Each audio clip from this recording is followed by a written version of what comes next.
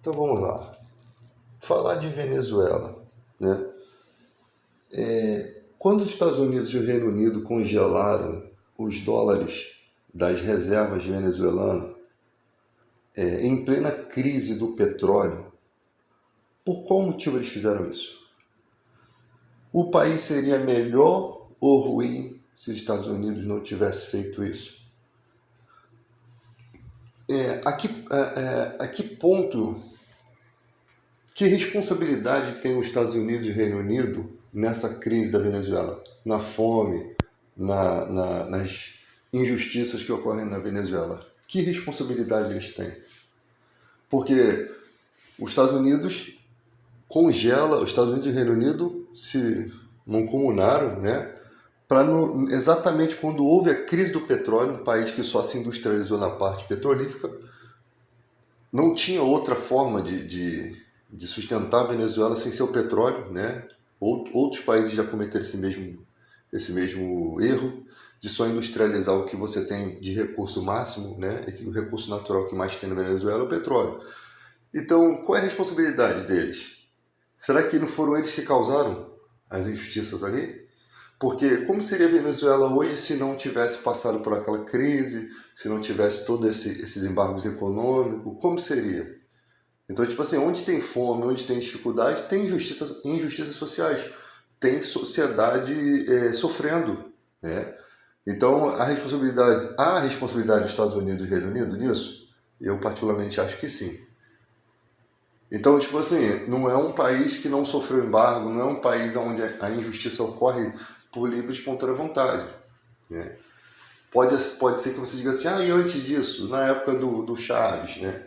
Aí tem que pegar cientistas políticos para falar, porque há muita falácia a respeito de um país que pouco se conhece. A gente conhece pouco da Venezuela. O que a gente conhece é de ouvir falar. E a mídia pode ser manipulada. Então tem que pegar mesmo várias pessoas capacitadas, cientistas políticos, para nos explicar, desde o do Hugo Chávez até o Maduro, qual o problema da Venezuela. Porque praticamente as pessoas só sabem uma parte. Eu particularmente só sei essa parte, né? Que realmente houve uma injustiça dos Estados Unidos e do Reino Unido que causou problemas, lógico. E quais as intenções? Para mim, quando a Venezuela hoje em dia é mais ligada à Rússia, né?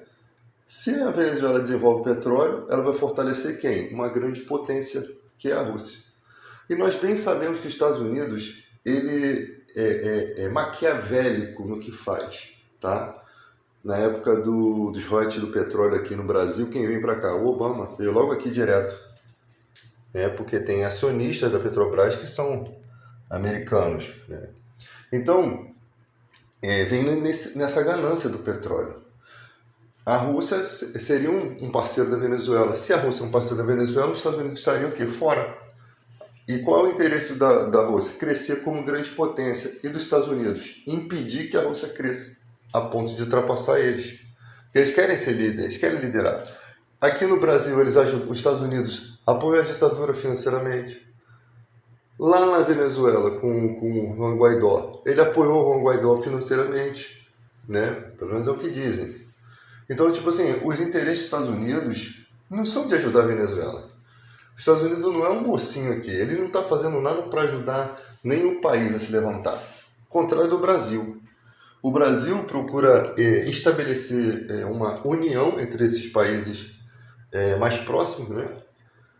Para poder criar uma nova moeda, para poder se libertar do dólar. Entende? Isso vai trazer o que para a Venezuela? Quando você tem os países integrados, né, você pode cobrar justiça social de um país.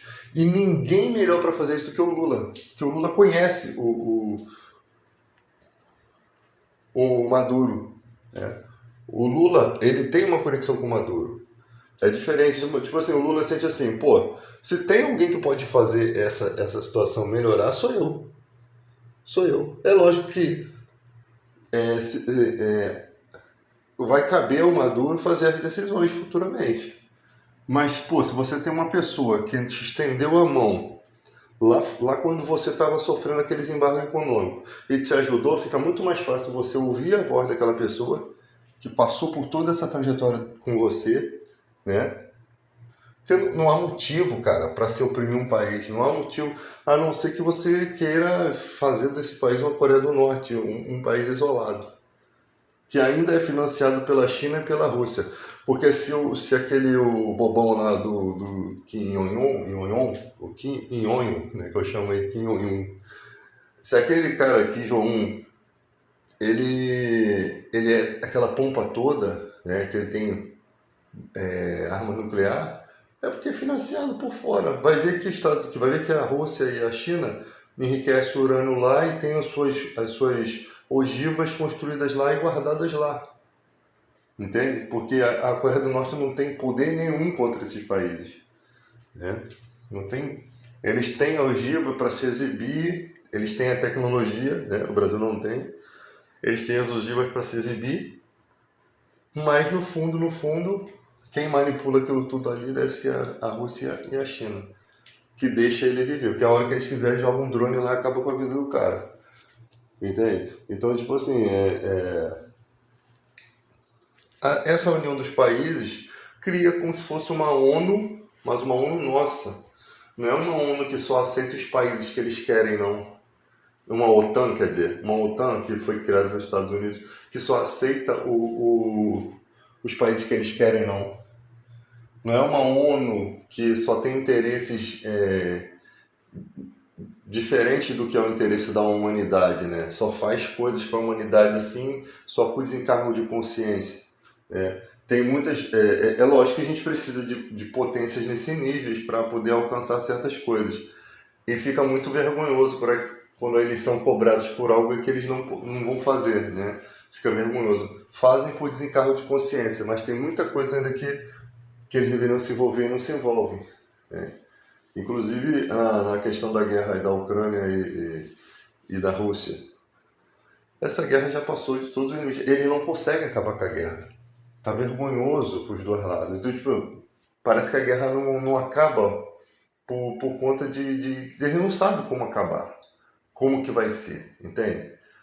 Enquanto isso, a Ucrânia se mantém, né, com a ajuda dos outros países, porque sem essa ajuda ela não conseguiria nem ficar de pé. Ela se mantém deixando seus soldados morrerem, né, na guerra.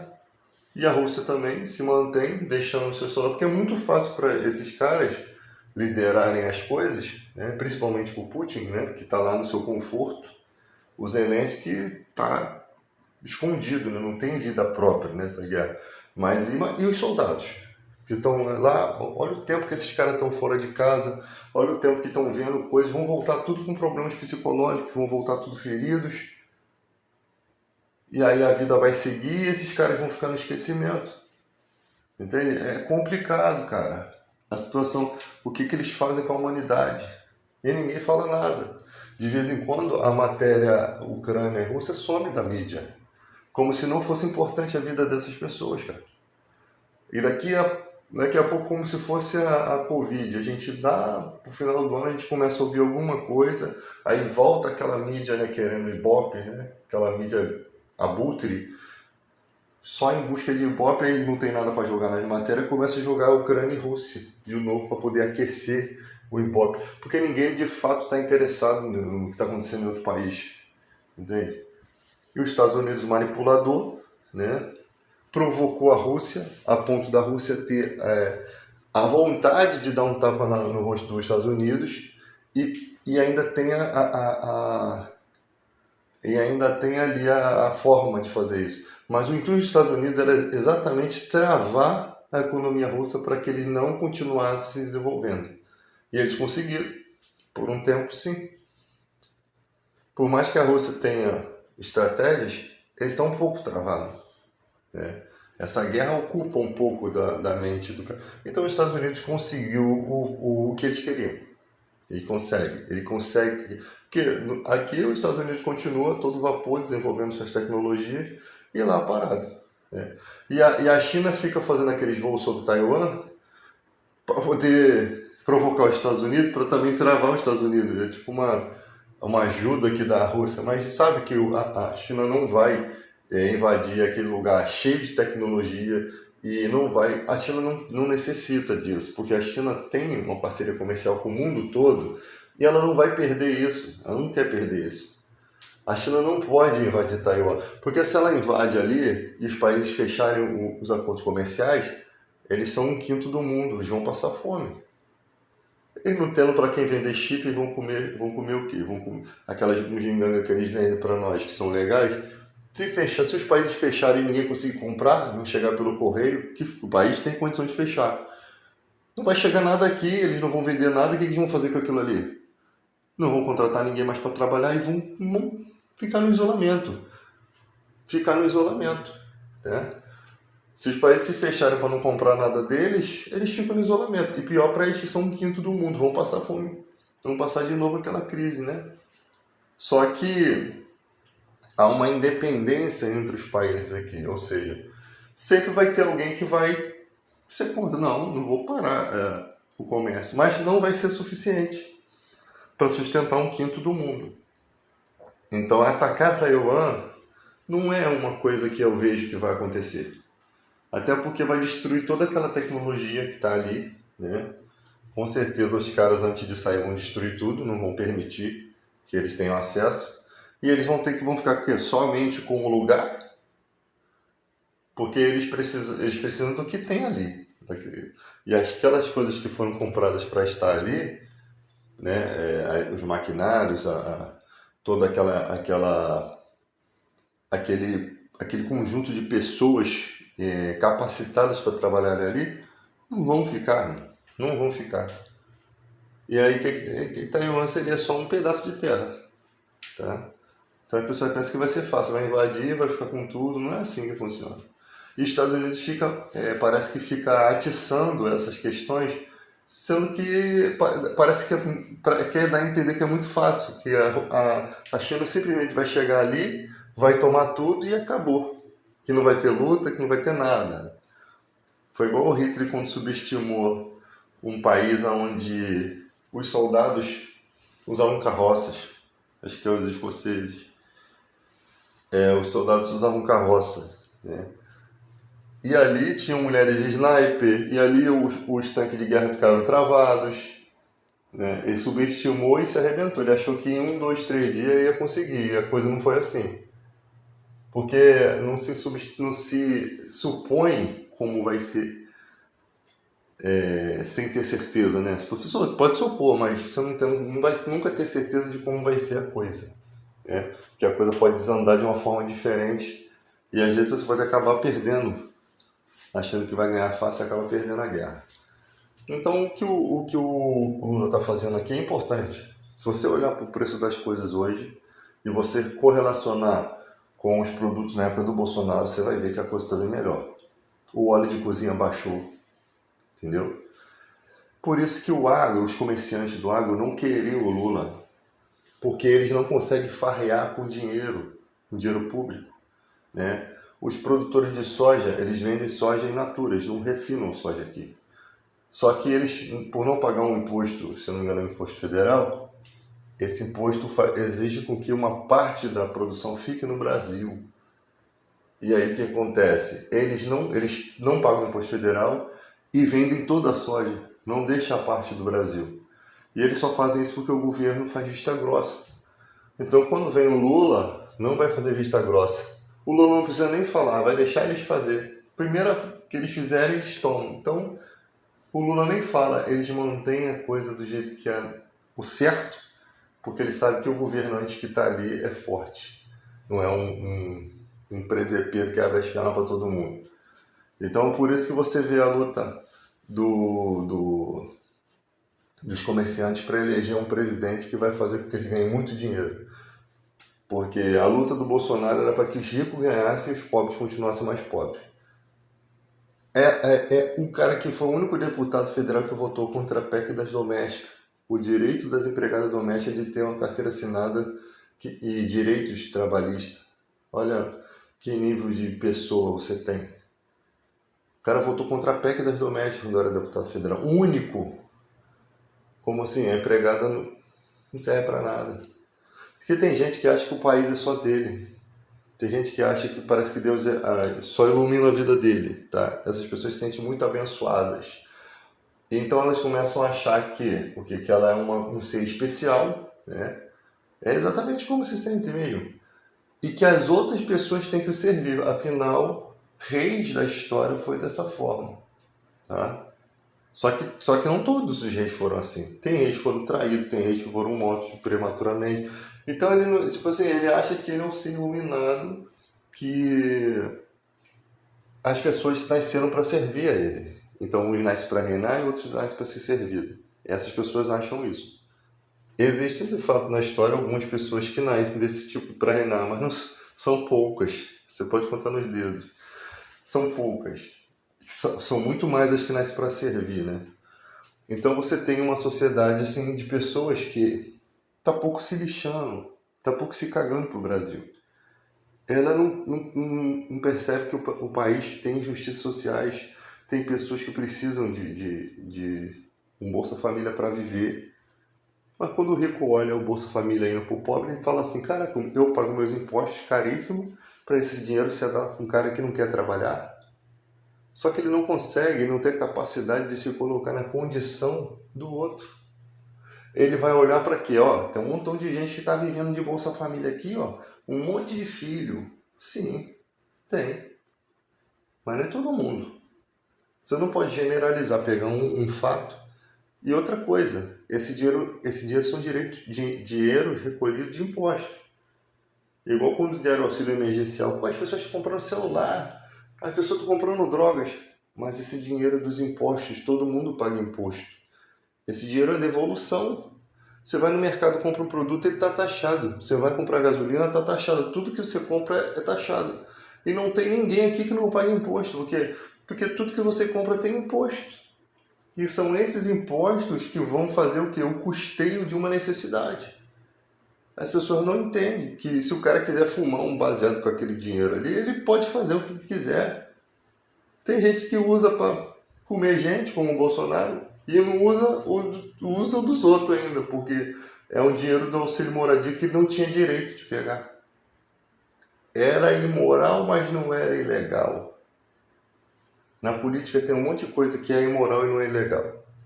Você tem pé de couve vendido a R$ 25, imoral. Mas por que não era ilegal? Porque aquela empresa conseguiu a concessão daquilo. Então não é ilegal. Mas é imoral e deveria ter sido ilegal. Mas eles conseguiram trazer a legalidade a uma questão que era ilegal. Todo mundo sabe que um pé de couve não vale R$ 25. Então tem uma coisa imoral e ilegal ali, mas que se tornou uma lavagem de dinheiro. Aí você vai ver como foi feita aquela concessão, foi um roubo. Então, tipo, o Bolsonaro, ele tinha um apartamento, né, menor, e o da Câmara era maior, né? Se ele já tinha, ele não podia pegar o auxílio moradia. Ele já tinha um apartamento. A lei impedia ele. Mas por o apartamento ser maior, ele pegava. Tudo bem. Talvez qualquer pessoa faria isso. Mas quando a repórter veio falar com ele, se você está defendendo a moral e os bons costumes, se você é um defensor da família, você não pode ter isso. Você não pode ter nem o que é imoral, nem o que é ilegal. Você tem que, sobre o seu caráter, você tem que ser de caráter ilibado, se você vai defender valores de família, né? E ali o que acontece? Quando é questionado, ele transtorna a questão mais ainda. Ele, um cara que estava representando a igreja, ele diz, eu usava para comer gente. Ou seja, ele fica irritado com uma pergunta que era uma pergunta que tinha que tinha um sentido, que tinha uma lógica, e era uma cobrança justa, porque afinal é dinheiro público. Aí ele se sente irritado. E aí ele ofende uma mulher com aquela grosseria toda, como ele sempre é grosso com as mulheres, né? Com o homem eu acho que ele já baixa a bola. E aí você percebe que você tem uma narrativa ridícula de coisas que vão ficar aí perdurando na história para os nossos netos rirem dessa palhaçada no futuro, né? Das bobeiras que se falavam. É só você não fazer cocô um dia sim, um dia não, que você já está ajudando na preservação do meio ambiente. Essas bobeiras que. Aí você vai pro Lula. O Lula tem uma postura que é uma postura séria. Os caras pegam um vídeo e montam o vídeo para dizer que o Lula falou que o ladrão ele roubava só para tomar uma cervejinha. E vou te falar, as pessoas não acreditam. A mentira se tornou uma verdade. Eles pegaram uma montagem e aquela mentira para o bolsonarista se tornou uma verdade. E eles ficam assim nesse jargão. Esses dias o cara publicou: gasolina em São Paulo, R$ 8, faz o L. Cara, todo mundo tá vendo que aquilo é uma mentira. Mas o cara precisa de uma mentira. É assim, eles precisam de uma mentira para poder ter uma bandeira para defender. Porque eles não têm uma bandeira. Então eu preciso criar uma mentira para poder defender. Cara, cria uma verdade. Pega uma coisa verdadeira e combate com aquilo ali. Mas não, é porque, cara, é igual time de futebol. O time perde, a pessoa não sabe aplaudir a vitória do outro. Não, isso aí não é nada, isso aí é uma porcaria de troféu. Mas se eles tivessem ganhado, seria um troféu magnífico. Aí ficam vivendo de passado. Nós temos tantos mundiais, sabe? Não consegue aplaudir a vitória do outro. Parabéns, vocês jogaram bem, ou vocês tiveram sorte dessa vez. Não. É por isso que há tanta violência nesse país, há tanta agressão, há tanta disputa, né? Umas disputas ridículas, umas coisas meio filosóficas, umas coisas ridículas, que só traz guerra. Nós vivemos num país em que o cara vai entregar sua comida e ele apanha, porque você não quer dar o código a ele. Você quer que o cara suba para te entregar na porta e que se dane ele com a moto dele lá na rua, né? É um desespero, cara. Às vezes eu vejo pessoa no desespero para fazer uma entrega. Até o correio não consegue parar o carro sem ser multado. Até o correio, que é do, que é do próprio, que é do próprio governo, né? E nós vemos o camelô querendo trabalhar e tendo a mercadoria tomada. Nós vemos o bem da pessoa sendo levado pela máfia dos reboques. Então, cara, é um país opressor, um país ditador, cara. Nós vivemos já numa ditadura e não percebemos isso. Nós vivemos. A ditadura do salário mínimo. Você vai arrumar um emprego, os piores salários, cara. Quando te fala de cobrar o trabalhador, eles cobram muito bem. O trabalhador, o que tem de trabalho escravo, o que tem de desvio de função, não está por conta. Não falta emprego nesse país. Se você visitar a porta de trabalho, você vai ver que aquela empresa teria que ter mais funcionários ali, mas tem funcionários ali fazendo um trabalho que não é seu. E os sindicatos nem cagando. Os sindicatos cagando para aquela situação, aceitaram.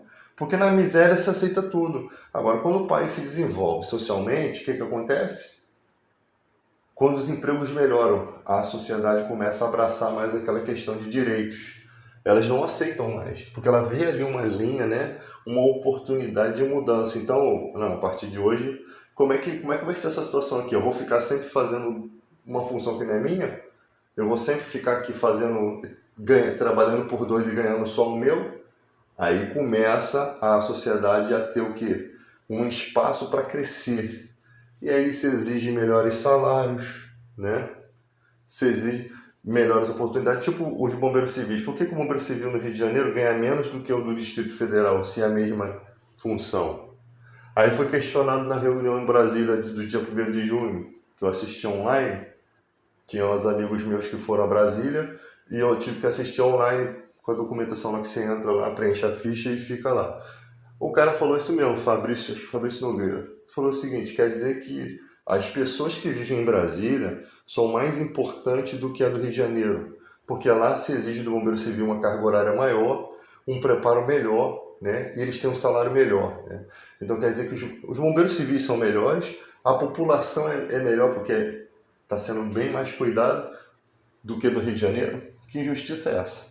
Tem que ser igual, salário equiparado, tem que ser igual, carga horária de profissional, estudo para esse profissional para ele poder atuar melhor, né? E para que aquelas pessoas de lá tenham um serviço de qualidade quando se tratar em matéria de incêndio, de primeiro socorro. Então, tipo, que foi uma coisa justa.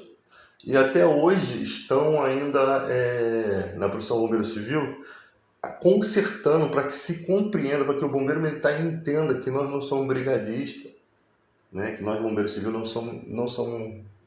somos brigadistas, que a função de brigadista é uma e de bombeiro civil é outra. Então é isso aí.